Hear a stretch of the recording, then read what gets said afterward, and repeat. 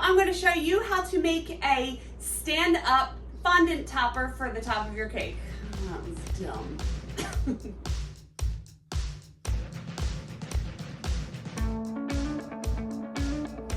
Hi, it's Karolyn. I'm back with another video. If this is your first time here, welcome to my channel, and if you've been coming back, thank you so much for coming back. I'm a professional cake decorator just outside of Philly. I've been decorating cakes since 2002, and on this channel I share my tips and tricks and ways that I bake and decorate cakes to help you along your journey. So if you'd like to join me, hit the subscribe button and the bell notification so you can get notified whenever I release a new video. So in this video I am making a topper for a cake, and sometimes I like to spell out the word instead of using the number, and I am making a number one. I don't want to say number one because it's the word one topper. And I want to show you my technique of how I do this, so let's get into the video. Okay, so this is the cake that she asked me to make, and she couldn't get this topper, so she wanted me to make it out of marshmallow fondant. So I have this picture saved on my computer, and I have a PC, so I use Microsoft Word, and I inserted the picture, and I'm going to crop it just so I have just the topper in here. Now this works because it's a straight on shot of the topper. If this was on an angle, this would not work. If you have a picture of a topper that's on an angle, what you could do is Google and type in one cake topper or whatever number you would want, and then search the images of what come up, and you can, these are all head on, so you can click on one of these, save that to your computer and use this. And I can crop this if I want to use something that I found online.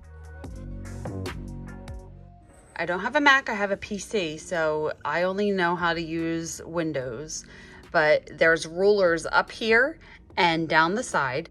So you can see how big you're printing it. This is going on top of a 4-inch tier, so it can't be wider than 4 inches. So I can just resize this. So that's why I like using pictures. So I can resize this to whatever width and height that I want it to be. And it looks like this one is about 3.5 inches tall, 3.5 inches wide. I can make it wider if I want. You know, so you just have to mess around with the dimensions, make sure that it is the size that you want it to be. Print it out, whatever picture of the topper, the size that you want it to be, and we will continue. All right, before I start cutting this out, I want to make sure that this is going to fit on top of the cake. This is a 4-inch round cake, fresh out of the refrigerator. I can link my video below on how I ice tiny cakes like this. And I printed out both of them. I actually think I want to use the second one that I printed. I kind of like that a little better, although this little part up here, the one, may be a little tricky. However, I'll see how that goes. So anyway, I'm rambling. What you want to do, get the cake out and put this on top and make sure that the topper is going to fit on top of the cake. And that is a good size. If you do this and you see that it's too small or too big, go back to the computer and print it out the size that you want it to be. All right, so I have clean hands. Always wash your hands. I have marshmallow fondant here that's already dyed gold, so I'm not gonna have to dye it. However, I use some gold coloring, and this looks disgusting, but it's not. I'm constantly cleaning it. It just gets color all over it. But you want some gold gel coloring, or if you're making it gold, if you're making it silver, you want to use a little black to make it gray. If you're using rose gold, you want a little bit of light pink. It just depends on the color that you're going to paint it. Like always, I mix my fondant with a little bit of Tylose powder. The Tylose powder helps the fondant set really hard, kind of like gum paste. So it'll hold its shape and it's not going to droop over. It's going to dry really solid. A little bit goes a long way. So what I do, I just put down the fondant and I will sprinkle. I already did this, so I'm not going to do it. Sprinkle about, a 1/2 teaspoon of Tylose powder for this much fondant. and knead it all in together. When I knead fondant, I have some shortening here, wipe it on the counter, and then so it doesn't stick, and then just start to knead the fondant together. I can link my recipe for marshmallow fondant as well. All right. I have some cornstarch here too, so it doesn't stick. Now, I've said this before in my videos, after you knead fondant, you don't want to just turn it upside down and start rolling it out if you're making a topper, because flip it over and you can see all this wrinkling in the back, and that drives me crazy because I want the topper to look nice from the front and the back. So in order to prevent that from happening, when you're kneading the fondant, pick it up and you're gonna stretch make sure you have a smooth side down, not this rough side down, okay? Stretch it out a little bit and then fold it in on each other. So now you have a smooth top and a smooth bottom, and you can roll out the fondant.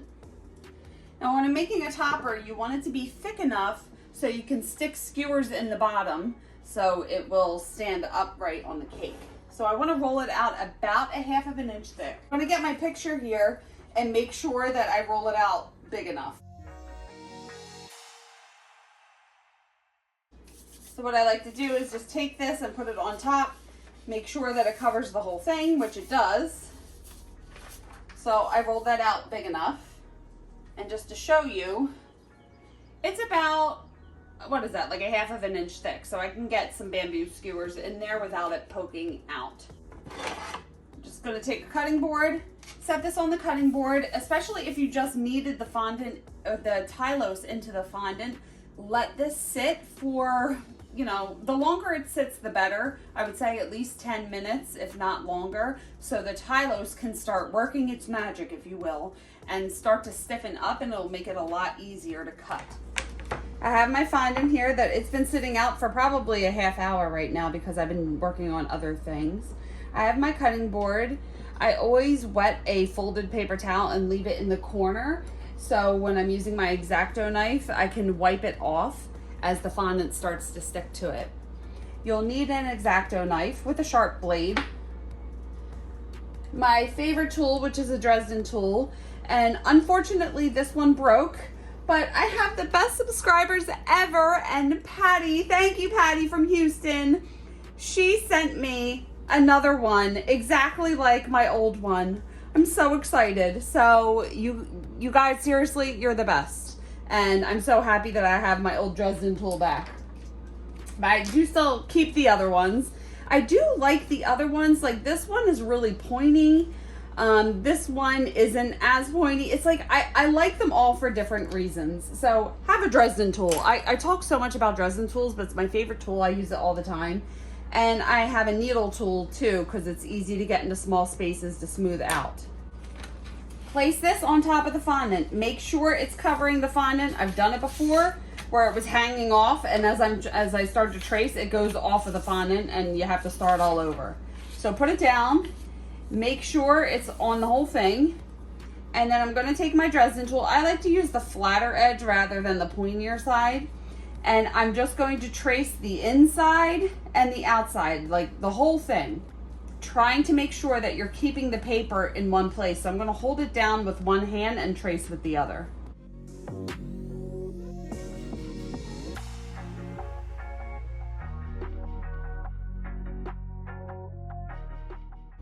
And you can see here that I'm not staying exactly on the line. I'm going a little further out because I want it to be a little wider.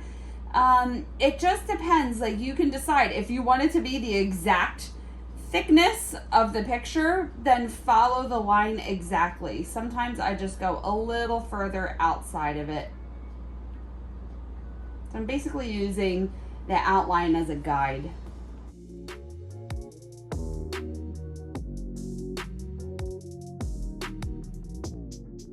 Okay, now I did the whole outside. Now you want to make sure you do all the inner piece.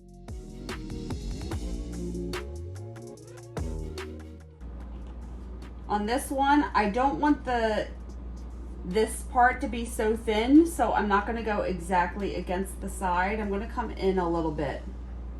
I just want it to be a little thicker so it is less prone to breaking. Same thing with right here on this side. I just want to make sure it's a little thicker.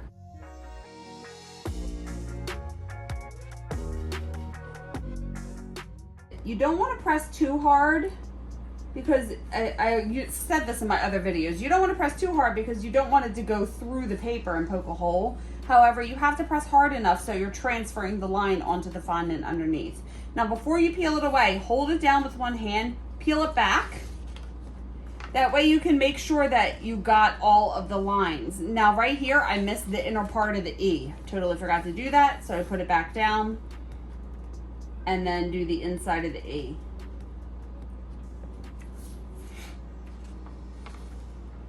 And that looks pretty good. So if you peel it away and then say, oh crap, I forgot to do the inner part of the E, it's hard to put it back down where it was. That's why I like to peel back, look and see what I missed, and then trace again. When I have fondant that is rolled out like a ½ inch or thicker, I like to make a shallow cut and then cut the whole thing out. Now, with something like this, you want to cut the inner pieces out first, the middle of the E, in here, you know, cut all of these out first because it's harder to cut the small inside pieces out once this whole thing is cut out of fondant. Just trust me on this one. So I'm going to start by making a shallow cut first to get the line. So I'm not putting the blade all the way down to the board. And then, now that I have that line, I'm going to stick the blade, hold it straight up and down, stick it all the way down so it's on the cutting board, and start to cut it out. Now these little inner pieces can get really tricky. I don't want to continue cutting up and around because the blade is going to push against this part and it's going to distort it. So what I like to do is I take my knife and I pull it in a little bit so I can see that I'm cutting it and not distorting the letter. I hope this makes sense. So I'm putting it around, like I'm trying to get all the way down to the cutting board so I can cut the fondant, and trying not to destroy this O, because this O is the part that we're going to keep. This piece here we're going to discard. Now, this is why you don't want to cut the one out first. Lift this up and you have to kind of peel this out. So I can pull it and I got most of it out. Now you can see the inside has dirty edges. It has to be smoothed out. That's why I love these Dresden tools. You could take it and put it in, and what I'm doing is just pushing the fondant pieces that are sticking out. I'm twirling the tool, just trying to smooth out the cuts. This is how you get your cakes to look nice and pretty and perfect. You know, you have to take the time to smooth out everything, because when you cut fondant out, there's always rough cuts. I also like to turn it over, make sure it looks okay from the back. There's cornstarch on the back, but we'll dust that off when we're done. All right, so now we have that done. I want the blade to be straight up and down. I'm not cutting it on an angle in or out.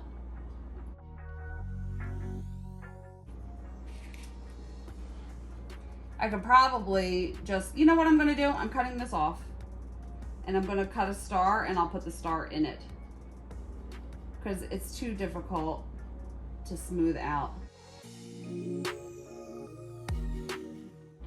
So sometimes you just don't know when you're doing toppers like this or cutting out details. You think like, oh, I could do that, and then you start doing it and realize that it's kind of a pain in the butt. So, you know, you just kind of improvise and do what you can. Yeah, that's much better. So I'll just cut a regular star out and put it there. I'll show you. All right, let's continue all the other inner pieces here.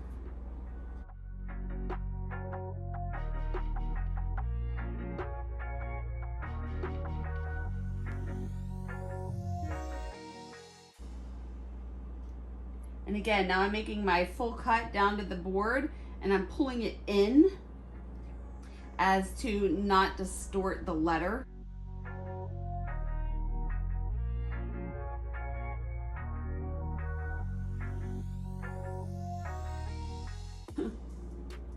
And then try to lift it out gently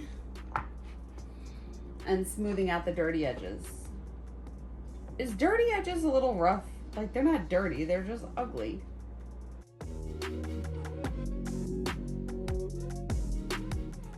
So what I'm trying to do is get this piece here and I'm pressing it against the fondant to kind of smooth it in so you can't see it sticking out. So I'm pushing it, like all these little cuts here, just smoothing it back together.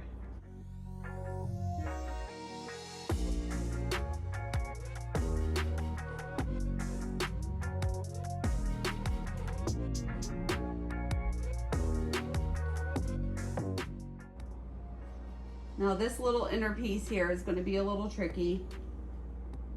I'm sawing the shallow cut and now I'm trying to like pull it away. Like, I don't know how to explain this. When it's up in this little curve here, I'm not sticking this all the way down and then trying to go around like this because it's going to mess up the letter. So I'm just gently trying to cut the fondant all the way down to the board, and then I'm going to push it through when it's such a tiny piece like this, because it may not come out the top. Take my Dresden tool and push it through the back.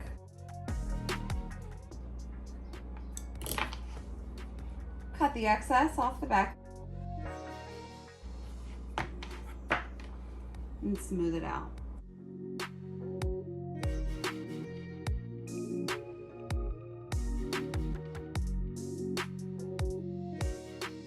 And now I can cut the outside part out. So do you see, if I already cut the outside part out, how difficult it would be to cut the inner pieces, because you wouldn't have the stability of all of this fondant to hold it together.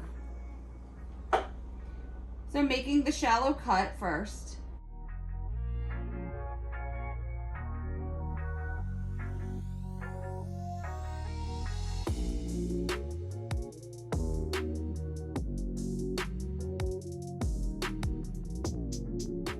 All right, now I made the shallow cut. I'm gonna cut the whole thing out. So putting it down, holding it straight up and down, putting it down to the cake board and just cutting the whole word out.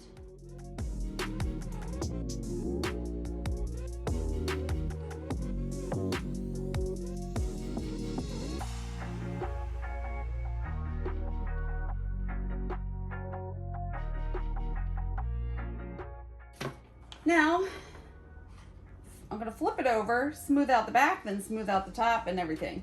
So this part is what's gonna take a little while. It'll probably take another 5 minutes. So I'm gonna smooth all the cuts around the edge with my fingers.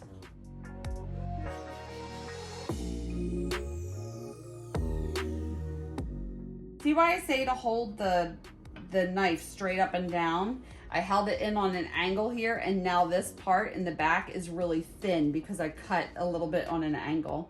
So you just want to make sure you're holding it as straight up and down as possible, because this part right here is really thin now. And right here, you see? It'll be okay. I added Tylos to this, so we're gonna let this sit out for a few days and it's gonna get really hard. So it should be okay.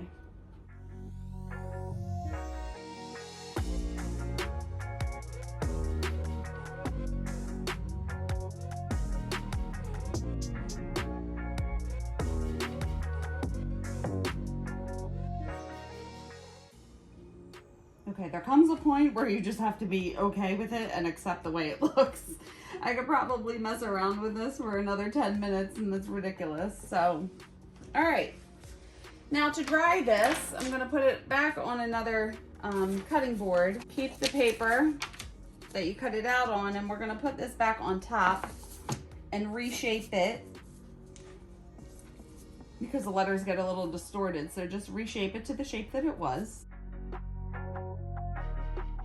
I have, where is it? I have this plunger star cutter here. I can find it and link this below. So I just rolled out some of the fondant pretty thin, like 1/8 of an inch thin.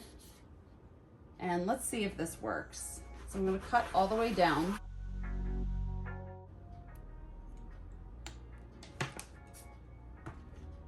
And then instead of having it the way it was where I was trying to cut around the star, I could probably, once this is dry, I'll show you later, I'll put a star right here.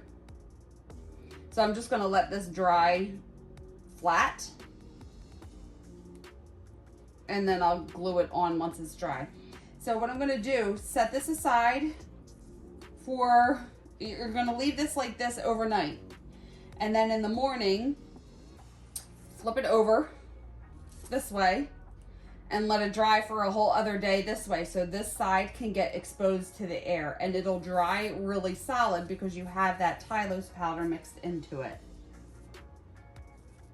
So making sure it's the shape of the picture and letting it dry, and then after a day or two we will paint it. Okay, now this has been sitting overnight. I did flip it over and let the other side dry, so it is pretty hard right now and it's going to hold its shape. And what I want to do is paint it gold. When I paint something gold, I use this Rolcom Super Gold dust. I actually get it at sugardelights.com. I can link this below. I have a plate. I already did this earlier, so I'm just going to continue to use this plate, and a paintbrush. And I used to use lemon extract. However, the lemon flavor can get really overpowering. So I started using Everclear. It's a really high alcohol content, grain alcohol, and it evaporates so quickly. I just like using this a lot better, and you don't get that lemon taste. The alcohol evaporates, so you don't have to worry about there being alcohol in the cake topper. So what I'm going to do, sprinkle a little bit onto the plate. I like to take the lid and just tap it so I don't just dump too much out. And that's about a teaspoon. And then I'm going to fill the lid and pour it on by the lid full rather than just pouring the whole thing in. Control it a little better that way. I'm going to paint the back first, so I'm going to flip this over. And also the little star that I made, flip that over. So we're going to paint the back. Mix this together. If you find that it's too thick, add a little more alcohol. If you find that you thinned it out too much, wait a couple minutes, let some of the alcohol evaporate, and then start to paint. Now, just start to paint the whole thing on the back. Try not to put too much on. You don't want it dripping down. You want to really just paint it on. And what I like to do is paint the back and the sides when it's upside down. So the back is really easy to get. What you have to do is make sure you get all the crevices. So I like to get low and look around the whole piece and make sure I'm covering all the sides and all the little pieces in the center with the gold.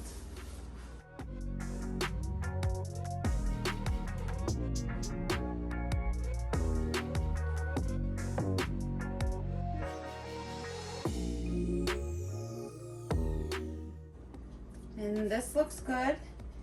And since the alcohol is going to evaporate really quickly, I can let this sit out for probably about 5 to 10 minutes, and then I'm going to flip it over and paint the front.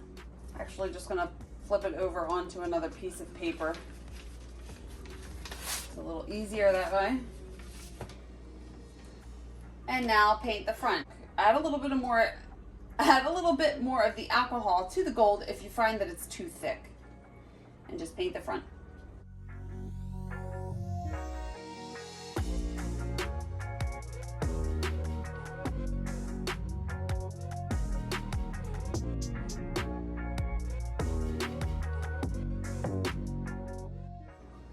And just turn it around, make sure you got it from all angles. I see some pieces or some parts that I missed as I start to look at it in different ways. And there we go. Set this aside for another 10 minutes or so. Let it dry, and then we can stick in the skewers in the bottom. All right, I'm gonna have to refilm this because I was totally out of frame and you couldn't see anything that I was doing. I put these skewers in here, a toothpick and a skewer, okay? And what you have to do, I wanna make sure that it's not going to stick out. You're not gonna be able to see the skewer. I know this looks weird, but it'll be really secure in the cake. So I'm making sure that the skewers go towards the center of the cake, because if I had them turning out the other way, it would poke out the side of the cake. You'll see what I mean when I put this on the top. Whenever I put a skewer in the bottom of a decoration like this, you have to make sure that it goes directly in the center. You don't want it too high, you don't want it too low, so because you don't want to see the stick. So what I do, I just wet like half of it with water, and then I make sure it's on the angle that make sure it goes straight in the bottom. This part's going to touch the cake and it's going to go on an angle, and I'm going to twist it as I push it in to make sure that I'm basically trying to screw it in there so I don't distort the piece at all. So I twist as I push in and then make sure it doesn't poke out the side. So you just have to carefully twist it and push it until you get it in. And then on the other side, I just used a toothpick since it's a little shorter, and I did the same thing. I made sure it was on an angle. I made sure that it's not going to stick out or poke out at any part. So that's the hardest part. You just have to be careful, twist it and slowly push it and make sure you don't distort the piece. And then I will show you how I put this in the top of the cake. All right, so now I just got the cake fresh out of the refrigerator. The icing is solid, and I just always work with refrigerated cakes. I have a little bit of the white buttercream that I use to ice this cake. I have some piping gel with a little paintbrush so I could put the small star on. And I have my topper. So now you can see, let me make sure my arm doesn't get in the way, why I angled the toothpicks or the skewers to go in, because if they were angled this way, they would pop out the side when I put it in. So I'm going to put this in the cake. I want to make sure that I'm going to have to turn it so I'm looking at it head on and it's straight. I'm going to start by sliding one in and the other. It's going to mess up the icing a little bit, but we will fix it. So also, when you're sliding this in, you have to make sure that you start in the right spot. I may have to start a little left because it comes down to the right. If I start in the middle and push it down, it's going to end over a little to the right. I hope this makes sense.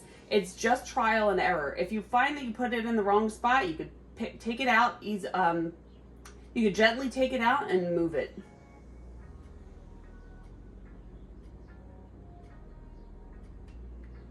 And I want to move it over just a little more.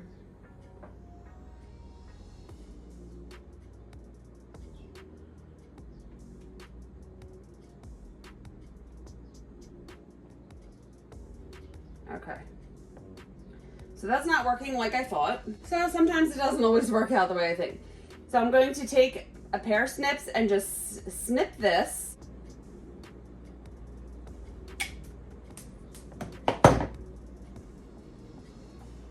And now I'll try that again. Sliding it out this way. Okay, so now I know where I basically want it. I'm gonna put a little bit of piping gel on the very bottom where it's gonna touch the cake. So underneath the O and underneath the E. And gently slide this in.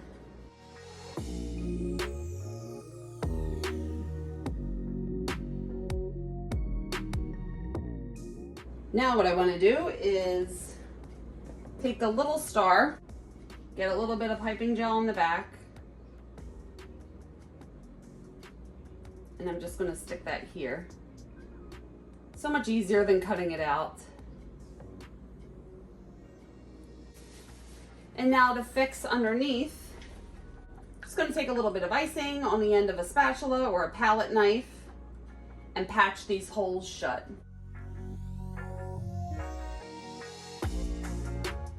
So I'm just covering the holes with the buttercream, and then I will go over it with a paintbrush to smooth it all out. That's why I like working with cakes that are right out of the refrigerator, because I'm not messing up the icing on the top tier of the cake when I'm doing this, because the icing is solid.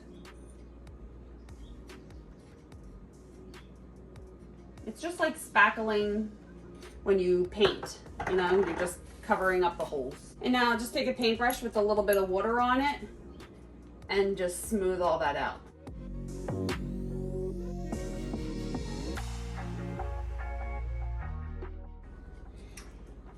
And there is the number 1, or the word 1 topper. So here you go. Here is the topper, all sturdy on your cake. Gonna put this down. And like I said before, I refrigerate all my cakes. I just find that they travel so much better, they hold up so much better when the butter and the icing is solid. So I'm going to box it up, put it back in the refrigerator until it's ready to be picked up. Now with these word toppers and some numbers like the number 8, the number 9, numbers that are kind of curved, that don't just stick straight up and down like a number 1 or a number 4, it's difficult to work with because you have to angle your skewers to get it in the cake. And you see, as I was putting it in the cake, I realized that that other toothpick was a little too long, and you just have to modify. I'm not too sure how to really explain it. It's just you learn by doing it. But like I said in the video, you have to pay attention when you're putting the skewer in, which direction it's going to go into the cake so it's not going to pop out of the sides. I will link everything below that I use, and also my videos on how I make fondant and how I ice my buttercream cake so smoothly. Now you know how to make this topper, but how do you even begin to design birthday cakes to begin with?